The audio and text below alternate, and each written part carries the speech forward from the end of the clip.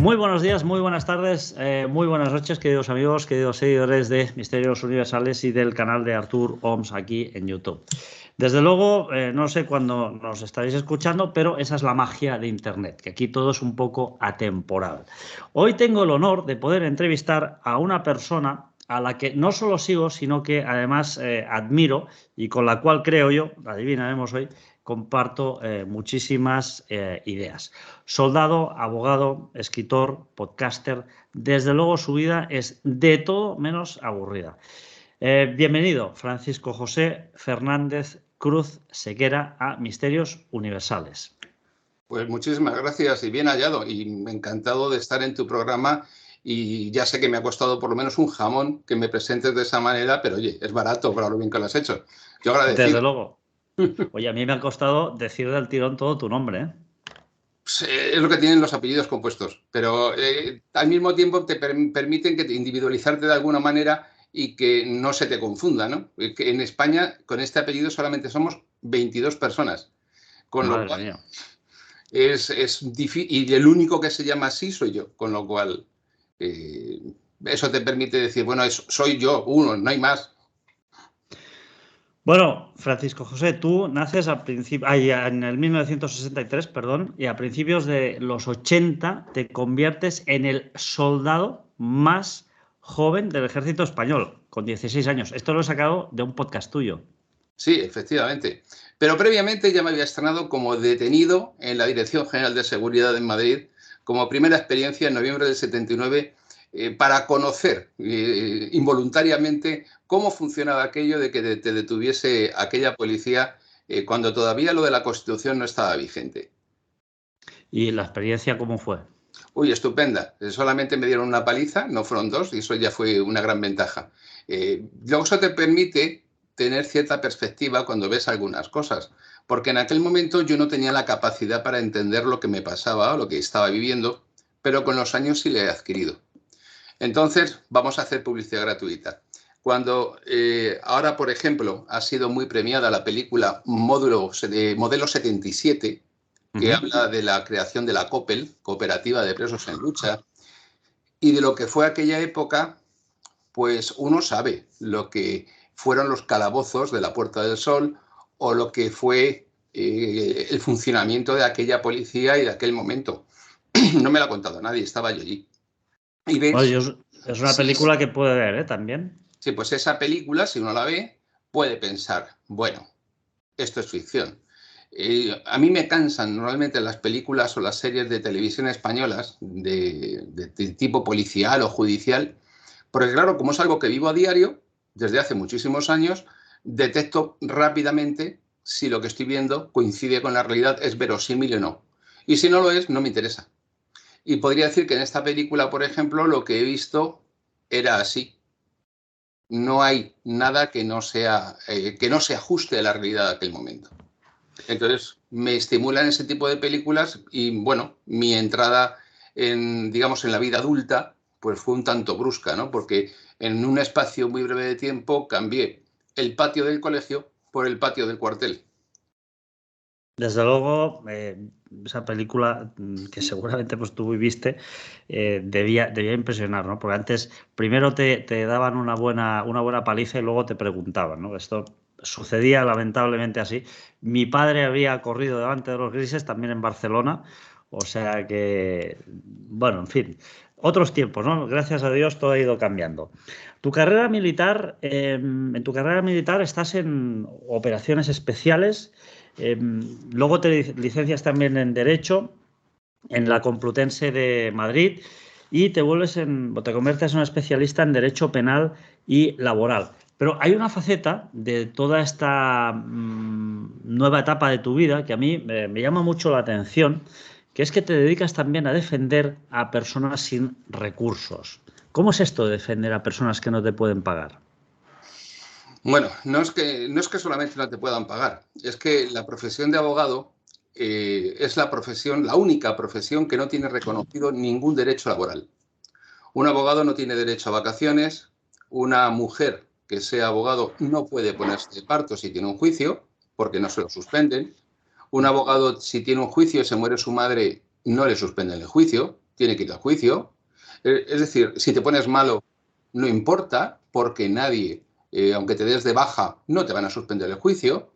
Estás un poco al capricho de esa casta que forman jueces y letrados de la Administración de Justicia, que pertenecen normalmente al 5% más rico de la población desde hace más de 100 años, para, si ellos graciablemente quieren permitirte asistir al parto de tu hijo, pues que puedas ir.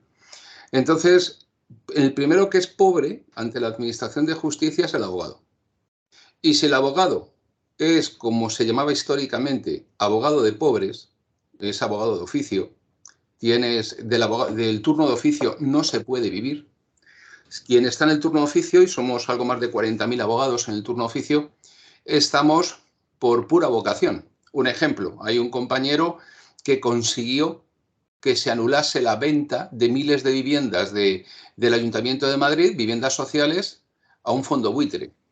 Y esas personas recuperaron su estatus y su posición, todo personas que pagan alquileres de 100 euros, de 150 euros.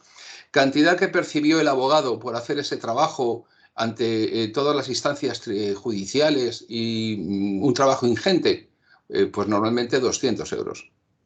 Entonces, esa es la realidad. Estás en el turno de oficio porque te gusta y sobre todo porque te permite vivir cosas que de otro modo no vivirías. Ejemplo, cuando tú tienes un cierto reconocimiento profesional, va a ser muy difícil que te llamen a las 4 de la mañana de una comisaría del Extrarradio de Madrid por una pelea entre dos indigentes que son travestis, que viven en la calle y son alcohólicos.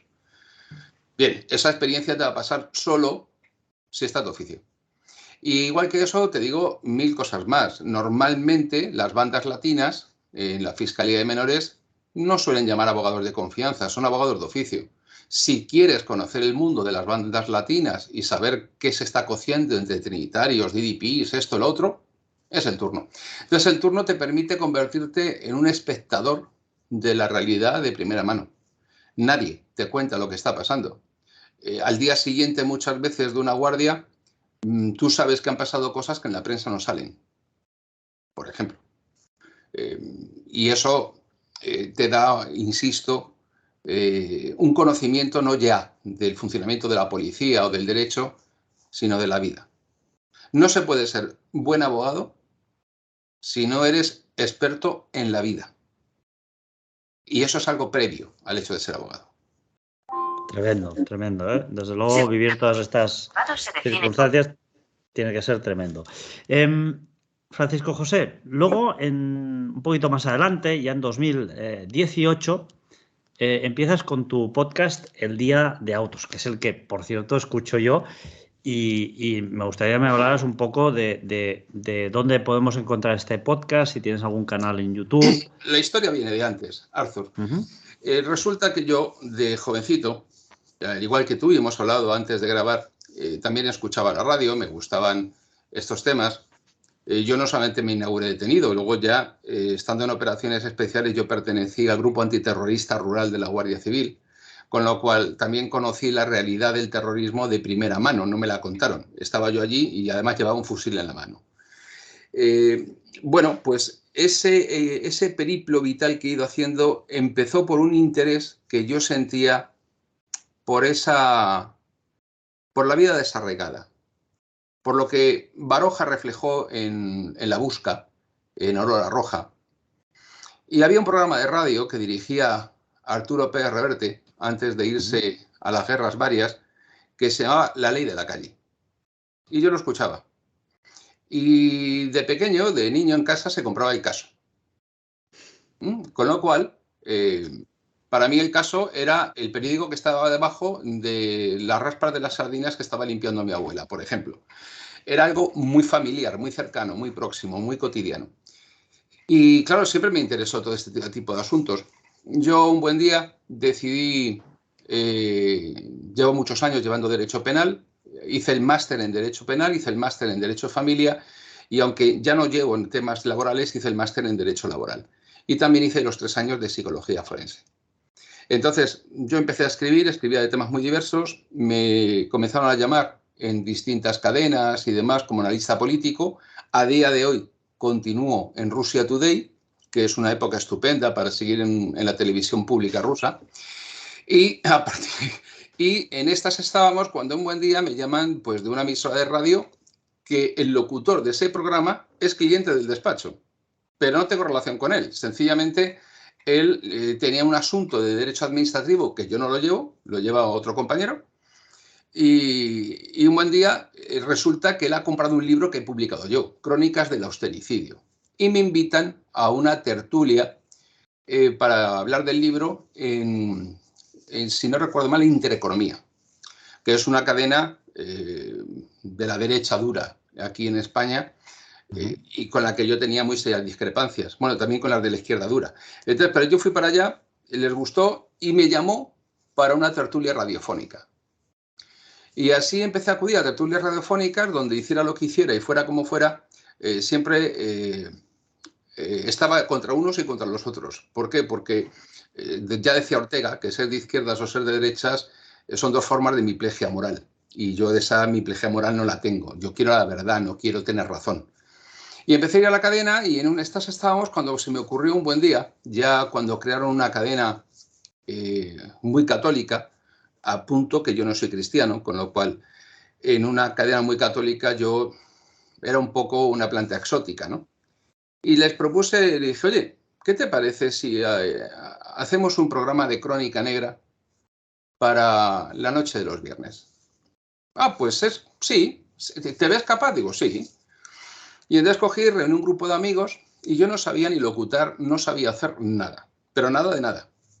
Y empecé a hacer un programa en febrero de 2017 que era La Noche de Autos. Entonces, en aquel programa teníamos, no voy a decir las personas porque son datos personales de ellos que no me siento autorizado a revelar, pero para que te hagas una idea, en el programa teníamos personas que eran heterosexuales, personas que eran homosexuales, personas que eran bisexuales, de derechas, de izquierdas, de Podemos. Es decir, la tertulia, que están colgados los programas en YouTube, era completamente heterogénea en lo religioso, en lo sexual, en lo político, en lo social, en la edad, y acudían pues policías, guardias civiles, criminólogos, abogados, forenses, médicos, técnicos en anatomía patológica, porque todo ese era mi mundo, es el mundo de la gente con la que yo trabajo y con la que yo me relaciono. Por lo tanto, son gente con la que yo tengo amistad, con independencia de su forma de ser, de pensar o sus opciones personales. Yo la única discriminación que hago de forma radical es entre buenas y malas personas. Y no quiero saber nada de las malas personas. Si me veo obligado a tratarlas, las trato. Pero una vez que termino, en mi vida personal no entran. No me voy a sentar a comentar nada tomando un café con ellos. Y esta gente que venía al programa eran una forma de prolongar charlas de café que teníamos. Cosas que hacíamos tomando una cerveza un viernes, empezamos a hacerlas en el estudio con un caso criminal. Claro, aquello tuvo un éxito totalmente inesperado.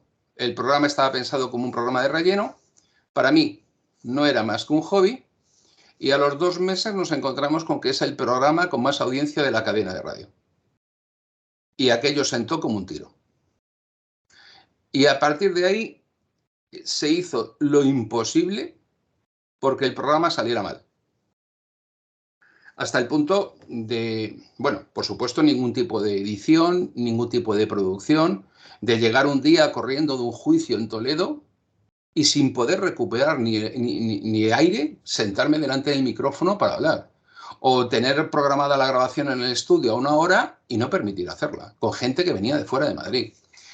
Entonces, bueno, era una experiencia, habíamos hecho 28 programas. Un buen día en el que nos volvieron a tratar de esta manera, decidimos que no seguíamos más, nos levantamos y nos fuimos. E hicimos un libro a modo de un libro conmemorativo de alguna manera, La Noche de Autos, en el que recogimos los 20 y tantos programas que habíamos hecho, los crímenes, pues un poco por la satisfacción de haber hecho un trabajo juntos, una aventura juntos, haber pasado por un programa de radio que era para todos algo nuevo, hacer un programa, no que te entrevisten o no que tal, y lo dejamos. Pero a mí me quedó el gusanillo de aquello de que alguien pudiese pensar en un momento determinado que dependíamos de estas personas para hacerlo. Y dije, voy a demostrarles que no. Una vez más en la vida, yo puedo con esto. Y ahora te voy a contar una anécdota y algo que no he contado nunca a nadie. Yo no tenía ni idea de manejar una mesa de mezclas y sigo sin hacerlo. Y en este momento lo que hicimos fue a un grupo de gente que hace blues, un guitarrista francés, le dije, oye, ¿qué puedo comprar? Me dice, no te preocupes. Y de repente me compra una mesa de mezclas en Alemania. Y me llega. Y yo la miro y no sabía cómo se enchufaba la luz. Y a partir de ahí le dije, mira, tú déjame colocar los botones y las teclas como tienen que estar. Y así fue como empezamos a hacer el Día de Autos en diciembre del 17 y a emitirlo en enero del 18. Pero es que yo no tenía localizado en aquel momento ni un lugar para ir a grabar. Con lo cual lo grabábamos en el despacho, en la sala de juntas. Y así empezó el Día de Autos. Bueno, el Día de Autos no sabíamos nada técnicamente. Empezamos a hacerlo, más o menos salió adelante. Recuperamos la posición que teníamos en la audiencia e incluso la superamos. Y dije, bien, ahora ya sabemos hacerlo, he demostrado que podemos, he demostrado que no necesitamos a nadie para hacerlo, pues lo dejamos. Y eso fue en junio del 19. En junio del 19 yo quería seguir escribiendo otras cosas. De los 19 libros que he publicado, solamente 9 son de Crónica Negra. Yo quería seguir escribiendo, tengo una trilogía de la que he publicado dos tomos, que quiero escribir el tercero este año. Dije, yo quiero seguir con mi trilogía sobre el movimiento cristiano sionista y esto aquí lo dejo. Y de repente, cuando lo dejamos, contacta conmigo el CEO de iVoox y nos dice que no, que nos ofrece un contrato para entrar en la serie Originals de iVoox. Y a mí se me hacía muy cuesta arriba seguir porque quería escribir otras cosas, insisto. Dije, vale, venga. Y volvimos a emitir a final de año. Y ahí fue cuando comenzó, digamos, esta tercera etapa en la que en conjunto hemos emitido 180 programas y han pasado en total por el programa cerca de 50 personas distintas, todos profesionales. Todos médicos, policías, abogados. Hemos hecho una colección de libros de la que espero que el 6º tomo salga antes del verano, que lo anticipo ahora, será Vamos por partes 2, nuevas historias de descuartizadores, que será más amplio que el primero y no tendrá sentencias porque a mucha gente se le hacían pesadas al no tener control del derecho. Y así fue como funcionó el programa y así fue como conseguimos convertirnos en líderes de audiencia en iVoox en la categoría de noticias durante todas las semanas durante 2 años. Y estamos hablando que te garantizo que competimos con programas y con podcasts que tienen 8 y 9 personas detrás y una producción de muchos miles de euros por parte de televisiones públicas como TV3, y esto se hace con 3 pesetas de un modo muy, si se quiere, artesanal y sobre todo con la mayor profesionalidad posible desde el punto de vista de las ciencias forenses, que es lo nuestro. No somos profesionales de la comunicación y por lo tanto tampoco utilizamos muchos de los trucos que se utilizan en los medios de comunicación. Bueno, pero los invitados que tienes ahí siempre son excepcionales. Pues bueno, yo te escucho siempre, o sea, y la verdad es que, bueno, a mí me fascina, ¿no? Porque se detalla muy bien, se explican muy bien los crímenes, los casos. Y a mí tu programa me parece fantástico y desde luego todo el mundo que tenga iVoox, que vaya, se suscriba, está en YouTube, ¿no? También. En YouTube se colgaron cuando lo íbamos a dejar de hacer, pues los 28 que se hicieron en aquella cadena de radio y alguno más del principio, de cuando lo grabábamos con esa mesa de mezclas en el despacho, en la sala de juntas del despacho. Pero evidentemente ahí puede haber 40 a lo mejor o 35. Y estamos hablando, insisto, de que si contamos los que hicimos en el programa de radio, llevaríamos ya más de 200. Pero, o sea, para escucharlos todos hay que ir a iVoox. Yo tengo el primer libro de Vamos por partes, pero también tengo este, que es ¿Quién puede matar a un niño? A ver si se ve bien esto. Bueno, no se mueve Si lo muy giras, bien. ahí. Ahí está. Ahí está. Este libro, que yo me lo he leído, bueno, evidentemente a mí me gusta mucho cómo lo has organizado, porque hay algo que es fundamental en todos los capítulos, que yo creo que es algo muy inteligente que has hecho, y es poner en contexto a las personas sobre todo el marco y la época en la que se desarrolla ese crimen. Y eso es muy importante para poder entender muchas cosas, ¿no? Lo que tú decías antes, ¿no? Que la primera vez que te detienen en aquellos años te pegan una paliza. O sea, es que esto funcionaba así, ¿no? Entonces, para que las personas entiendan cómo funcionaban las cosas en aquella época. En la página 10 hay un dato que a mí ya empiezas el libro fuerte, para mí, cosa que me gusta, me encanta. En la página 10 leo un dato que no sale en las televisiones. No sale en las televisiones y considero que es una vergüenza porque a nosotros, a los hombres, ¿no? Como género masculino, de alguna forma prácticamente se nos está metiendo una losa de piedra encima y se nos está enterrando, ¿no? Prácticamente, porque, con los gobiernos actuales, no solo en tu país, o sea, también en nuestro país hay ciertas cosas que se están haciendo que a mí me alucinan, ¿no? Ahí das un dato que es de 2013 a 2017, 39 niños fueron asesinados a manos de sus padres. Padres género masculino. Pero agárrense bien, señores, porque 92 niños en el mismo periodo fueron asesinados por sus madres género femenino, porque aquí ahora además parece que, no sé, que los géneros se quieren borrar del mapa, ¿no? Se quiere de alguna forma decir, ostras, pues no, ya no hay géneros masculinos, ya no hay géneros femeninos. Esto en datos, señores, es un 68,63% de los niños murieron a manos de sus madres y el 31,37% murieron a manos de sus madres, exacto, y el 31 a manos de sus padres.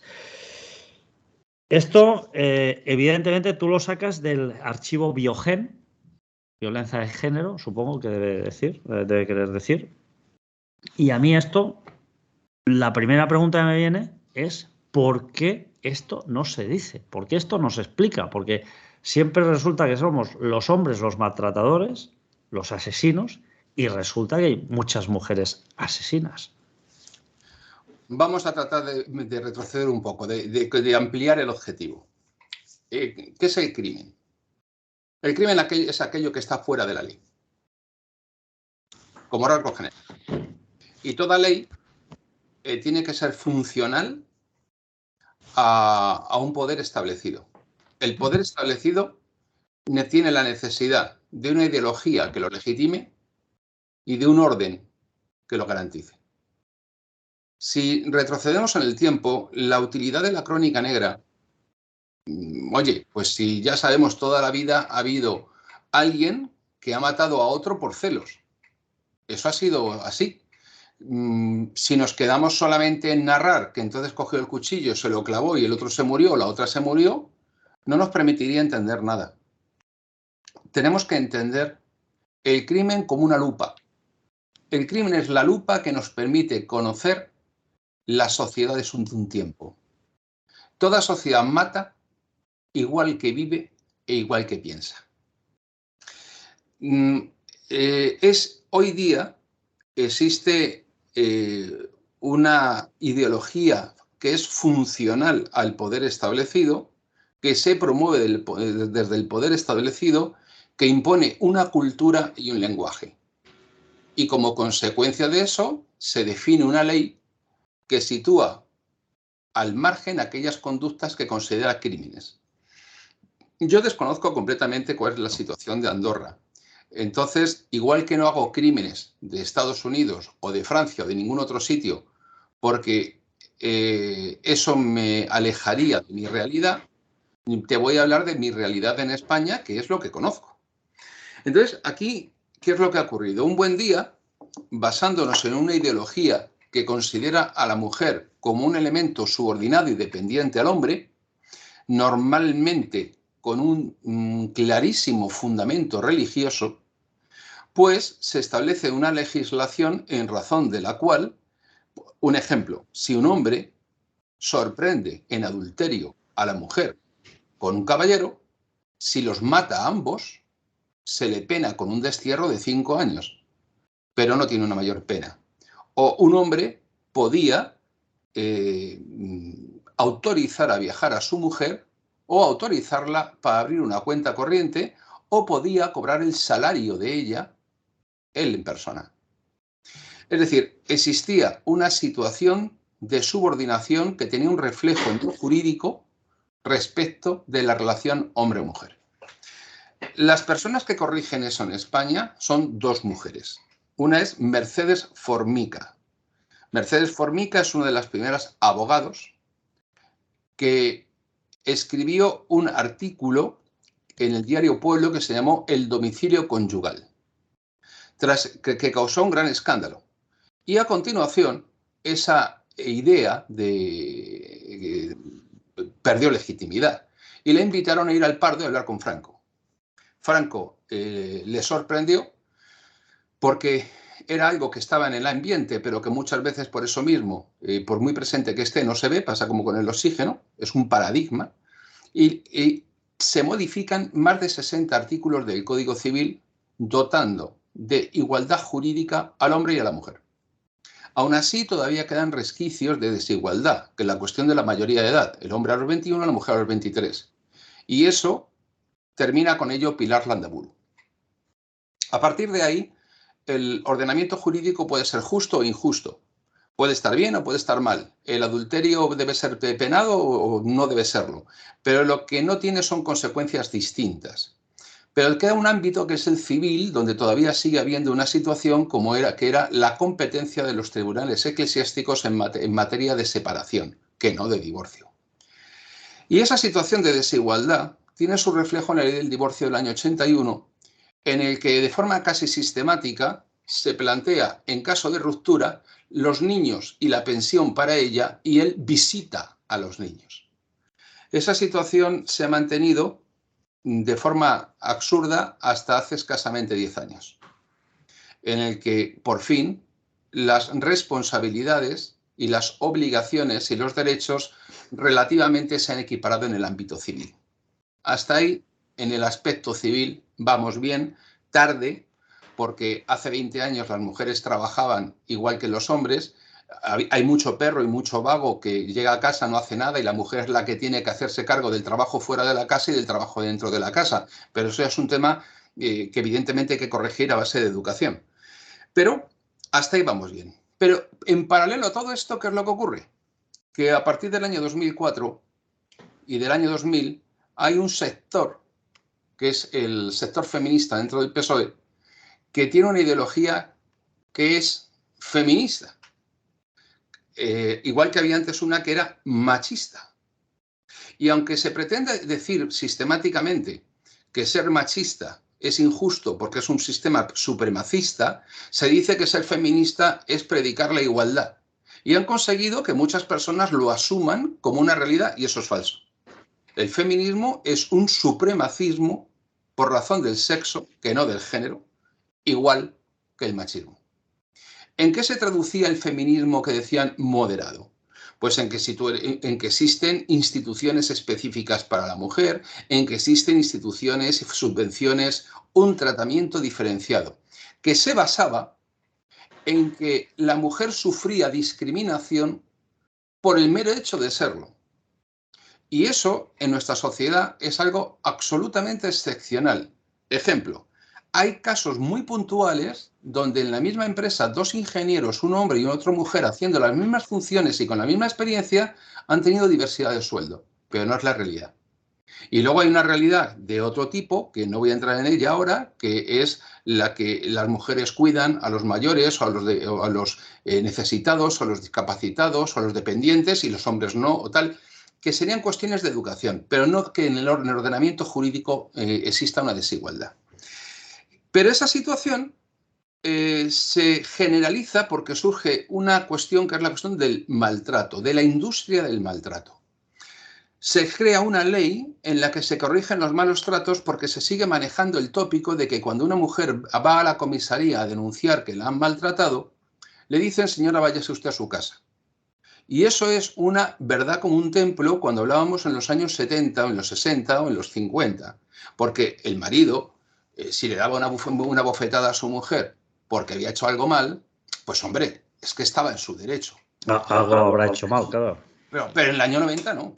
En el año 90, en España, hace 33 años, y antes tampoco, en los años 80, ninguna mujer iba a un cuartel de la Guardia Civil o a una comisaría de policía a denunciar que su marido le había pegado y la mandaban para casa. Eso no ocurría. Pero se dice que sí. Y entonces se crea un sistema en el que hay unas determinadas conductas que son punibles en razón de quién es el que las comete. La ley dice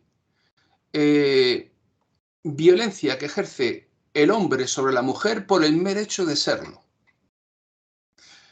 Claro, hábilmente surge el abogado avispado que recurría diciendo, oiga, que es que este señor le pegó a su mujer, pero no fue porque fuera mujer. Y la audiencia provincial lo corrigió, dijo, no, da igual, por el mero hecho de ser hombre. Claro, todo eso generó una legislación en el que al principio, a partir de 2004, prácticamente si te denunciaban estabas condenado. De forma automática, pim, pam, pum, condenado. Luego aquello empezó a matizarse, porque la primera señora que denunció con la nueva norma, cuando le preguntaron por qué denunciaba, dijo que era para ver qué ayudas le daban. Luego, claro, en paralelo a todo esto, ha habido un sistema de ayudas, un sistema de tal, que no digo que no haga falta o que no esté bien en los casos en los que se produzca, pero es que mira, es que en este periodo de tiempo, en estos 19 años, han pasado por el sistema judicial más de 1.800.000 hombres que han sido absueltos o archivados. Y de repente, el protocolo policial dice que automáticamente, si un hombre es denunciado, tiene que ser detenido. Por una mera denuncia, sin más de lo que sea y sin mayores contenidos. Detenido y puesto a disposición judicial. Con lo cual, a ti te van a tu trabajo, delante de todo el mundo, delante de tus hijos, de tus compañeros, de lo que sea, y se te detiene. Y al día siguiente se te pone a disposición judicial. Y luego se archiva o no se archiva o el destino que tenga que correr. Claro, eso es muy gravoso, porque ha dado poder a la denunciante desproporcionado con relación a conductas mucho más graves. ¿Qué es lo que nos está pasando con todo esto? Que dices, bueno, vamos a ver, hemos utilizado unos remedios extraordinarios para conseguir reducir el número de mujeres asesinadas. Había violencia de género, hay mucha violencia sobre las mujeres. Bueno, primero, España era el segundo país por la cola en Europa en violencia sobre las mujeres. El segundo por la cola.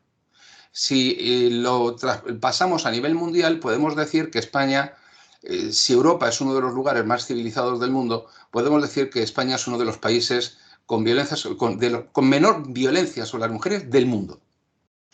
De repente, se destinan unos recursos ingentes que vienen de Bruselas, de la propia administración, y resulta que no consiguen bajar la cifra de mujeres asesinadas. Oiga, mire, delitos va a haber siempre de todas las clases. Va a haber violaciones, va a haber estafas, apropiaciones indebidas, robos, atracos, va a haber de todo siempre. La cuestión no es si va a haber de todo siempre, sino si en un momento determinado un tipo criminal tiene un repunte y ver sus causas. Ejemplo, en este momento en España se está experimentando un aumento brutal de las agresiones sexuales con penetración en grupo. Es algo que está ahí, pero no te van a dar según qué estadísticas. Pero esto, Francisco José, también es culpa un poco de los padres que estamos educando a los hijos con una serie de libertinajes, o pretendemos prácticamente también que las tablets, los ordenadores sean los educadores de nuestros hijos. Es que Bueno, a mí me alucina. en este momento la edad de inicio de consumo de pornografía está entre 9 y 11 años, pero no me quiero desviar por ahí. Entonces, nos encontramos con que se ha demostrado que la cantidad ingente de recursos que se ha destinado, la desigualdad en la aplicación de las leyes, la ruptura del principio de igualdad, la presunción de culpabilidad que se ha introducido, no han conseguido cambiar la estadística. ¿Cuál es la respuesta en este momento del actual gobierno? Bueno, pues si con 4 euros no lo hemos conseguido, vamos a ponerle 8. Y el problema no está ahí.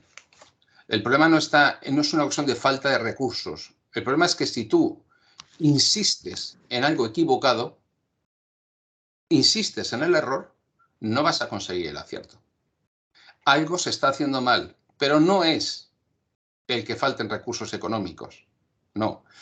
La realidad es que si tú vas a la calle Manuel Albarracín, por ejemplo, en Madrid, y vas a los juzgados de violencia sobre la mujer, ya te vas a encontrar un porcentaje de población de origen extranjero, con independencia de la nacionalidad legal que tengan, que ronda el 50%. Te vas a encontrar con que los delitos sexuales y la gente que está en prisión por delitos sexuales tiene un origen extranjero muy importante. ¿Qué es lo que pasa? Que no ser español te convierte en delincuente, o te convierte en malo, o te convierte en peligroso. No. Pasa como siempre. La gente que emigra a buscarse la vida desde sociedades degradadas y violentas y muchas veces fracasadas, no son los ricos educados, son la gente más pobre y con menos formación. Y cuando llegan aquí porque van a ser explotados para tirar abajo los salarios y continuar en un sistema de explotación, metidos en un gueto, aislados de la sociedad, sin perspectivas. Y lógicamente no es tan difícil caer, por ejemplo, en que un chaval con ascendientes hispanoamericanos se convierta en un trinitario con 12 años, con 13 años, con 14 años. Pero eso no es que porque sea ecuatoriano, o porque sea peruano, o porque sea negro, o porque sea blanco. Es decir, las personas no son delincuentes por la raza o por la nacionalidad. Las personas son muchas veces delincuentes por voluntad propia de ser mala persona, o como consecuencia de las circunstancias que viven. Y entonces, ¿aquí qué te encuentras? Yo digo todo esto y a continuación te conviertes en machista, xenófobo, tal. Y si dices lo contrario, pues es que eres un woke, progre, que no sé cuántos. Y yo lo que quiero es exponer las cosas tal cual son, porque solamente viéndolas tal cual son vas a tener un diagnóstico correcto, y si tienes un diagnóstico correcto vas a poder tener una solución. A mí, yo he vivido afortunadamente intentos de homicidio, de coger un señor o una señora y colgarla en una ducha y salir viva de milagro. Y le he metido chiquicientos años de prisión. Y así a violadores y a un montón de gente, tanto como acusación particular, como me ha tocado también defenderlos. Pero entendámonos, es una patología social. Pero existen maltratadores y existen violadores. Pero todos los hombres no son maltratadores y violadores por sistema, ni está en su naturaleza. Y aquí lo que se dice es, en concreto, la secretaria de Igualdad. La secretaria de Igualdad le acaban de meter a una señora 1 año de prisión por publicar en Twitter un vídeo de unos chicos brasileños en un colegio tirándole las cosas a la profesora. Y decía, así es como agradecen los menas los recursos que les damos. Bueno, pues por noticias falsas, 1 año y pico de prisión. Bueno, por delito de odio. Oiga, y por decir que todos los hombres son violadores, pero que en España lo son mucho más, ¿eso no es un delito de odio? Pero ahora viene la tercera parte, la parte en la que se les ha ido de las manos. Y es que ha llegado una cosa que ya no es el feminismo. El feminismo era una ideología equivocada, pero tenía, como todo en la vida, ha podido tener algún efecto positivo, y es que se haya potenciado la protección hacia las mujeres. En ese aspecto concreto ha sido positivo. Pero es que ahora llega la ideología queer, que dice que cualquiera es aquello que le apetezca ser. La autodeterminación de género o la autodeterminación de cualquier cosa sin que nadie pueda fiscalizarla. Entonces ahora te encuentras con que un señor de 56 años, con 4 niñas, dice, soy mujer. Y ya no está sujeto a la ley integral de violencia de género por aquellos hechos que cometa con posterioridad a su calificación como mujer en el registro civil.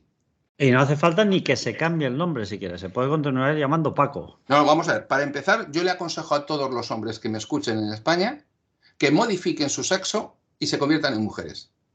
Y no por una cuestión relacionada con la violencia, sino por una cuestión relacionada con el sistema de pensiones.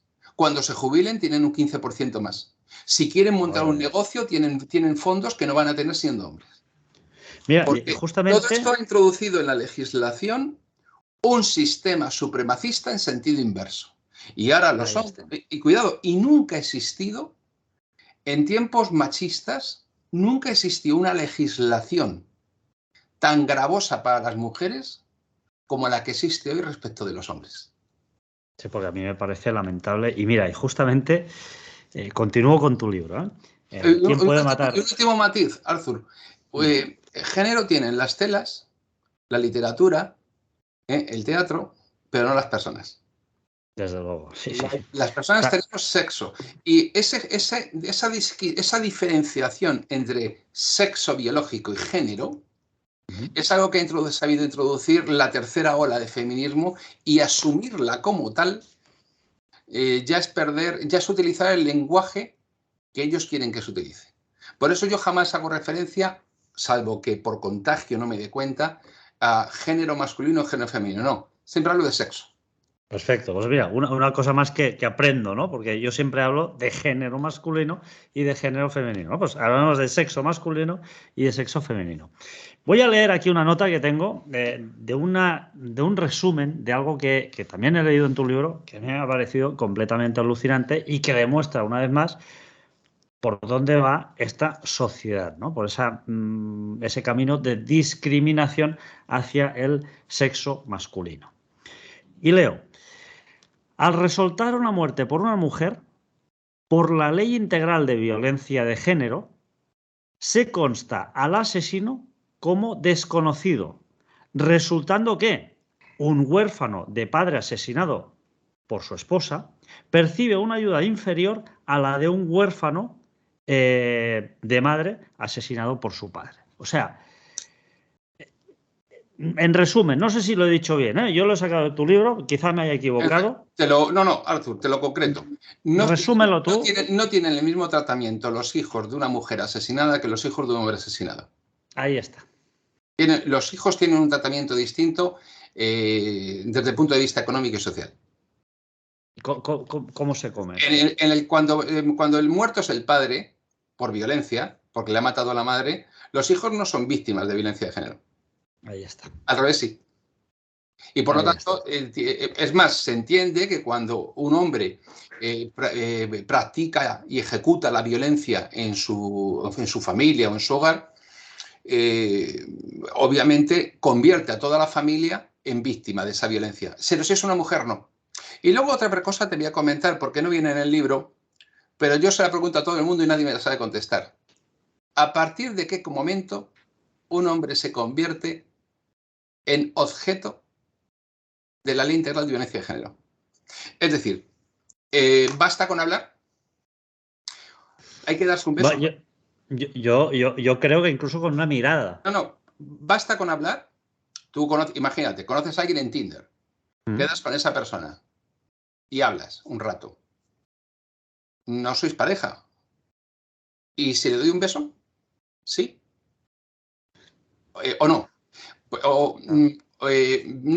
No hace falta que le des el beso, o sí lo hace falta. Bueno, le has dado un beso, pero no es bastante. Entonces, ¿qué tengo que tener? ¿Relaciones sexuales?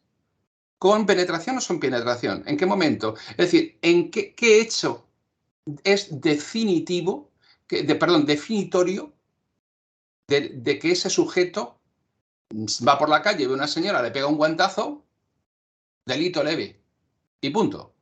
2 personas desconocidas. Si queda con esa señora, ¿Sigue siendo delito leve y punto? ¿O si ya le ha dado un beso ya está en el 153.1 del Código Penal y son 9 meses de prisión? ¿En qué momento? Porque nadie me lo ha sabido decir todavía. Ningún juez de los penales de aquí de Madrid o de violencia me lo ha sabido decir. Y luego, claro, todo esto ha alterado desde el día 3 de septiembre de hace 2 años, todo esto se ha visto alterado por las consecuencias civiles que tiene.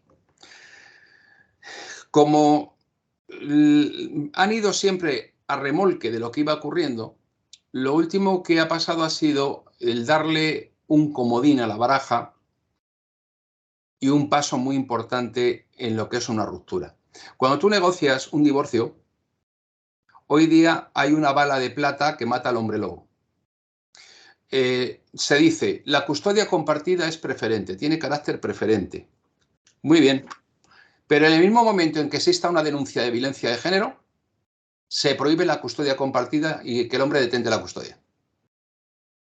Pues entonces, si no me gusta lo que me estás diciendo o no también esas razones, yo te meto una denuncia por maltrato psicológico y eso lo estoy viviendo ahora mismo, ¿eh? Yo estoy llevando una causa en la que una mujer abogada denuncia al marido policía 1 año después de romper y de no convivir por maltrato psicológico para evitar la custodia compartida. Madre mía, esto es tremendo. Y hay una frase que sale en tu libro que justamente refleja muy bien lo que está pasando. Los niños están más desamparados que nunca. Esto lo saco de tu libro. O sea, Sí. al final de los finales, todo resulta en esto. O sea, que los niños están más desamparados que nunca. Analizas muchos casos en tu libro, van por cronología. Yo me quedo, por ejemplo, con el de Piedad García, una niña envenenadora, de la cual hablas largo y tendido en tu libro, ¿no? Que además, bueno, esta niña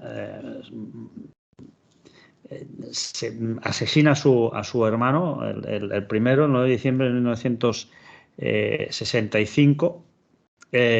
Bueno, no, perdón, el 4 de diciembre de 1965, a María del Carmen Pérez Martínez, de 9 años, el 9 de diciembre a su hermano Mariano, el 14 de diciembre a Fuensanta, el 4 de enero de 1966 a Andrés Martínez, etcétera, etcétera. Yo tengo 4 hijos, Francisco José, y muchas veces he visto que... Te dan ganas de matarlos también, ¿no? Bueno, a veces hemos tenido nuestros resquicios, ¿no? Matarlos no, pero ha habido momentos tensos, ¿no? Bueno, toco madera, que tengo aquí la mesa de madera, pero son muy buenos niños los 4, la verdad, y estoy muy orgulloso de ellos, porque además todos estudian sus carreras, trabajan, muy buenos chavales, ¿no? Pero tú sabes que cuando tienes hijos, quien no se quiere mojar no tiene que arrimarse al agua. Bueno, no es mi caso, ¿no? Tengo 4. Entonces, ¿qué pasa? Pues que siempre tienes algún problema, ¿no? Y te das cuenta, sobre todo, cuando los niños son pequeños, lo violento que puede ser un niño. No solo violento, sino maltratador. ¿Cómo se llama esto? Bullying. Pueden llegar a hacer bullying a tus hijos. Perdóname, Artur, el niño no es peor ni mejor que nosotros. Exactamente. Lo que pasa es que el niño está todavía sin troquelar. Entonces el niño es espontáneo y muestra el ser humano tal cual es. Luego, conforme le vamos socializando, le enseñamos a disimular conductas, impulsos, deseos, sensaciones. Oye, niño, en la mesa no puedes hacer esto o no puedes hacer lo otro. O es correcto o es conveniente que hagas esto o hagas lo otro. Y entonces lo que vamos es domesticando la fiera que llevamos dentro. Piedad García no era mala, visto así. Piedad García también era una víctima. ¿De qué? Pues de 2 cosas muy malas. La pobreza y la ignorancia. Con unas familias, y además fíjate, Piedad García mató. ¿Pero qué pasó con sus hermanos? 2 de ellos fueron delincuentes también. Esto no lo tenía aquí anotado. Claro.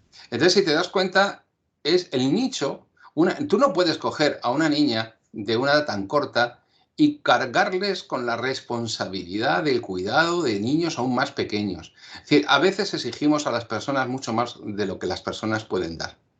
Y era una sociedad, a pesar de que el desarrollismo en España y la creación de la famosa clase media y todo aquello estaba en marcha, pero era una España de terribles injusticias. Y esa España de terribles injusticias que no ha cambiado, no nos engañemos, por aquí siempre de una manera o de otra anda errante la sombra de Caín, pues esa niña reaccionó de esa manera porque fue lo que se le ocurrió. Pero la intención no era en sí misma matar a los hermanos, era liberarse de esa carga. No aguantaba más. Quería ser niña. Y no la dejó. De todas formas, ella llega a confesar, bueno, o a decir o a incriminar a su madre en una primera declaración, ¿no? No, es que es mi madre que me ordenó que le diera... Claro, o sea, fíjate, ¿no? Los niños, lo que decías tú, que desde luego no están troquelados y se muestran tal y como son, y ahí sale lo peor de la naturaleza humana. Porque el hombre tiene grandes luces y grandes sombras. Piensa que en ese momento estaba prohibido los medios de planificación familiar. Comprar un preservativo no era fácil, ni bien mirado, ni bien visto. Había que tener los hijos que nos mandase Dios. Pero es que a lo mejor Dios nos manda más hijos de los que podemos dar de comer en aquella época. Y hoy día los niños muchas veces son un estorbo. Nos estorban para nuestras carreras, nos estorban para las vacaciones. Mira, hoy día hay tres cosas que le estorban a prácticamente todo el mundo. Y eso que se hacen panegíricos muy buenos sobre ellos, que son los niños, los abuelos y los animales. Porque la gente tiene unas vidas tan importantes, ¿cuánta gente conoces que se casa o que, bueno, se casa? Eso sería ya raro. ¿Cuánta gente piensas que se une a otra persona para formar una familia? Muy poca. Hoy nadie. Hoy día la gente se une o tiene un hijo como el que tiene un apartamento en la playa, un coche nuevo o un animal, sin entender que son una responsabilidad. Y el perrito de Navidad en agosto molesta y lo dejan en una gasolinera. Y el niño no saben dónde aparcarlo. Como toda sociedad liberal, en la que el individuo es el centro de todo, las personas nos hemos vuelto tremendamente individualistas y tremendamente egoístas, porque han muerto todas las formas de vida comunitaria. Ha muerto el municipio, cuando la gente vivía en permanente relación con sus vecinos. Ha muerto el gremio, cuando eran los herreros o los jornaleros que te sentías parte de un grupo. Ha muerto la familia como tal, esa familia hecha de tíos, de primos segundos, de abuelos, de bisabuelos. Ya no, ni la familia nuclear también ha desaparecido. España, que bate récords y que ocupa el primer puesto en el ranking de todas las degradaciones y de todos los vicios, también es el primero en rupturas familiares. Por lo tanto, ya no queda nada a lo que asirte el individuo, y sus deseos, su voluntad, la satisfacción de sus apetitos está por encima de cualquier consideración. ¿Que usted es homosexual, pero quiere tener una familia numerosa y tiene dinero? No se preocupe. Para eso existe la trata de seres humanos. Va usted a Ucrania, se compra 3 niños rubitos de ojos azules y se los trae.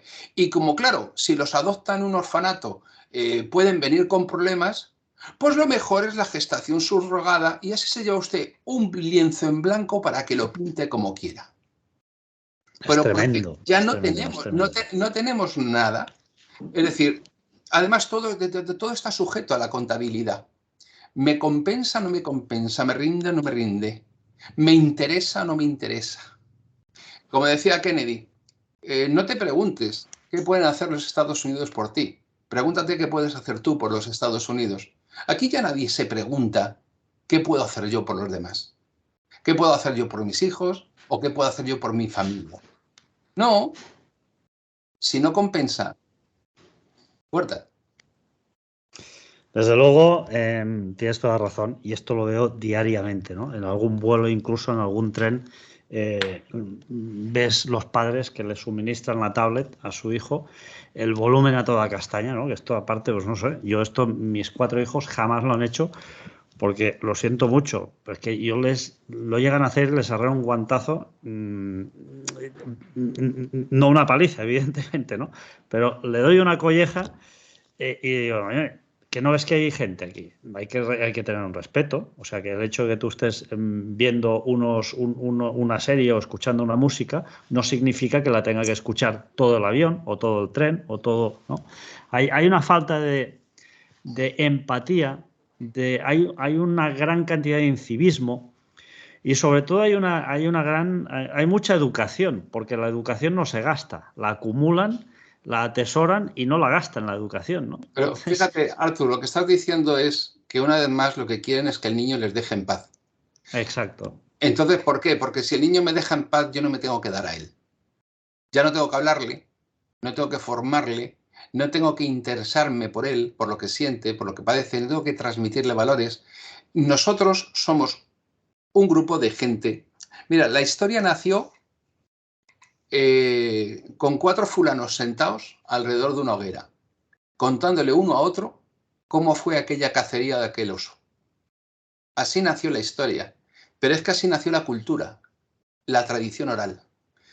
Nosotros, y cuando hablo de nosotros me refiero a la gente que hemos nacido en, bueno, pues del 1970, 80 hacia atrás, hemos sido la última generación de tradición oral. Porque cuando tú nacías en una casa, hasta ese momento, ¿qué era lo normal? Pues que hubiese 2 tecnologías. Una, la electricidad, y la otra, la radio. Y en algunos casos la televisión, que ya se empezaba a generalizar a partir de los 60, pero no era algo mayoritario. ¿Qué ocurría? Que la gente hablaba. Y luego las personas que eran conscientes de su ignorancia no querían que se perpetuasen sus hijos y tenían el muy legítimo afán por saber. De tal manera que eran infinidad los obreros que se apuntaban al círculo de lectores o a Discolibro para comprar un libro y poder leer. Y te subías al metro y ¿sabes lo que hacía la gente? Leía. Y te ibas al servicio militar y ¿sabes lo que hacían los soldados? Leer. Y se leían a Marcial Lafuente Estefanía, pero leían. Y ahora la cultura de las pantallas luminiscentes nos ha apartado de la comunicación oral y de la lectura. Es la